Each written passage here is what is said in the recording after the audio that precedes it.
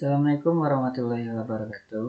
Perkenalkan, nama saya Randis Febrian dengan NIM 22002136. Jurusan Administrasi Pendidikan, mata kuliah Komunikasi Organisasi.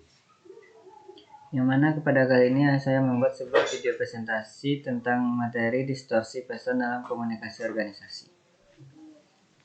Distorsi adalah gangguan yang terjadi soal berkomunikasi yang distorsi mengganggu proses komunikasi sehingga pesan disampaikan menjadi ketidakteraturan atau yang disampaikan komunikasi jadi berbeda dengan yang diterima si komunikan sehingga komunikasi tidak efektif dan tujuannya tidak tercapai. Seringkali dijumpai dalam suatu organisasi terjadi salah pengertian antara salah satu anggota dengan anggota lainnya atau antara atasan dengan bawahan mengenai pesan yang mereka baca atau sampaikan dalam berkomunikasi. Hal ini disebabkan oleh berbagai hal lainnya.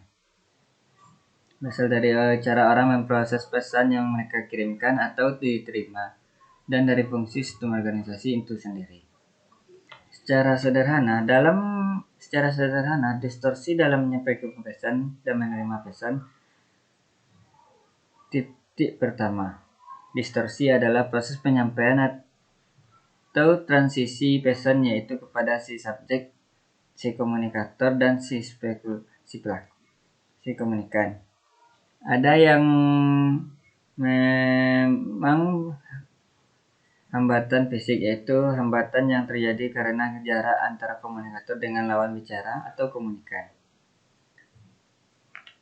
Beberapa gangguan atau distorsi dalam komunikasi organisasi. Yang pertama, distorsi dalam menyampaikan atau transisi.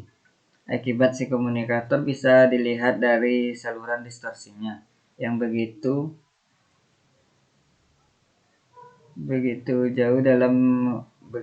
senjang dalam organisasi. Misalnya soal jenjang struktur organisasi atau birokrasi yang begitu bertele-tele.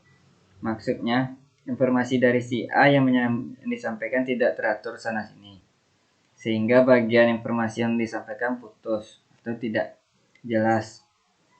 Yang kedua, distorsi dalam menerima. Berarti ini telah berfokus pada si penerima pesan atau komunikan. Ada beberapa hal yang menyebabkan komunikan tidak menerima pesan dengan baik, misalnya seperti lampu redup, fisik yang tidak kuat, dan dalam menyampaikan tidak teratur.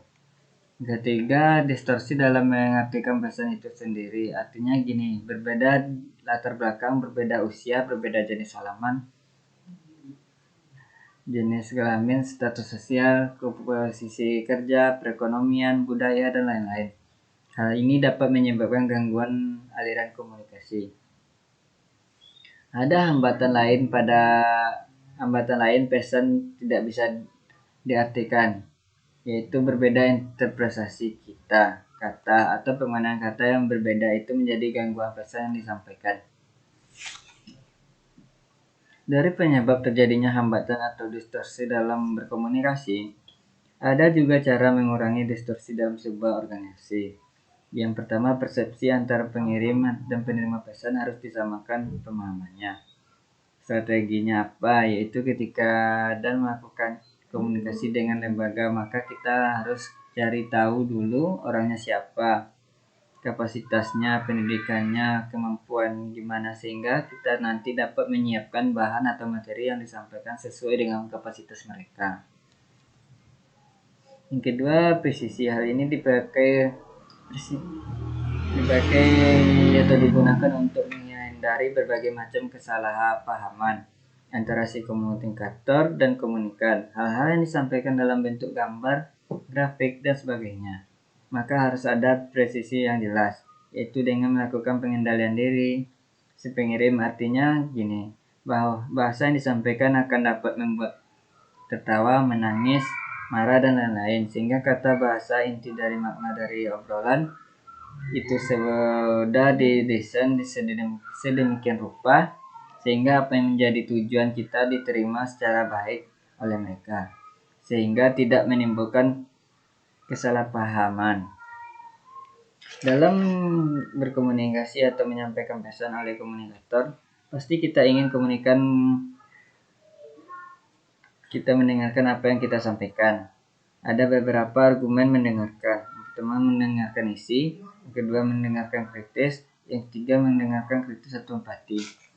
Yaitu, kita sebagai pendengar dituntut harus memahami atau mencoba mengevaluasi arti pesan yang disampaikan oleh lawan bicara. Kadang-kadang melihat interaksi pada saat kita menggali sudut pandang pembicara baik melirik lihat proses mendengarkan itu supaya objek yang didengar itu tidak mudah dilupakan. Maka ada 5 kegiatan mendengarkan agar objek yang disampaikan tidak mudah dilupakan. Yang pertama tentu saja menghadiri, artinya secara fisik lahir dan batin berarti ada atau mendengarkan mereka secara kesadaran. Yang kedua, monitor deskripsikan, memaknai inti dari apa yang disampaikan. Yang ketiga, ada kemampuan mengingat, menyampaikan pesan atau mengevaluasi pesan yang disampaikan. Yang keempat, evaluasi, mengartikan kembali apa yang disampaikan.